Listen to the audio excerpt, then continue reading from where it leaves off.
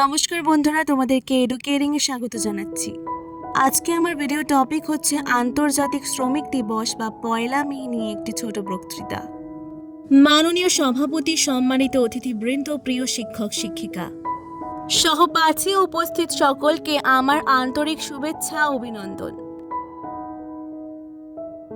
আজ আমরা এক বিশেষ দিনে এখানে একত্রিত হয়েছি আন্তর্জাতিক শ্রমিক দিবস উদযাপন করতে।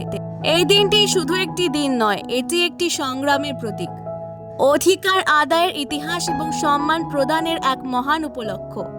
1886 সালের পয়লা মে যুক্তরাষ্ট্রের শিকাগো শহরের হিল মার্কেটে শ্রমিকদের অধিকার আদায়ের জন্য যে ঐতিহাসিক আন্দোলন শুরু হয়েছিল, তারই স্মৃতিচিহ্ন স্বরূপ আমরা আজকের এই দিনটিকে স্মরণ করি।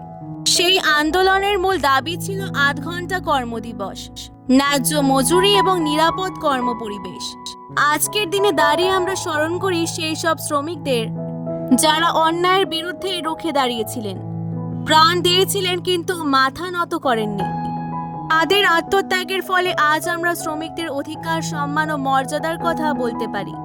আমাদের সমাজের প্রতিটি উন্নয়ন, প্রতিটি অগ্রগতির পিছনে শ্রমিকদের অবদান অনস্বীকার্য।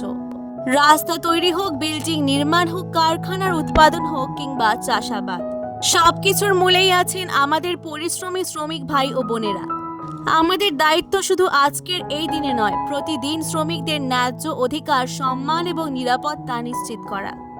একমাত্র সম্মানজনক শ্রম পরিবেশেই গড়ে উঠতে পারে একটি সুন্দর, ন্যায়ভিত্তিক ও মানবিক সমাজ।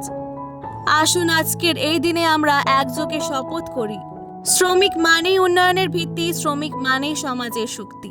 তাদের প্রতি সম্মান জানিয়ে আমরা আমাদের ভবিষ্যৎকে আরো উজ্জ্বল করে তুলব। ধন্যবাদ। জয় হোক শ্রমের, জয় হোক মানবতার। আজকের এই ভিডিওটি ভালো লাগলে অবশ্যই এডুকেয়ারিংকে সাবস্ক্রাইব করে দেবেন। অনেক অনেক ধন্যবাদ।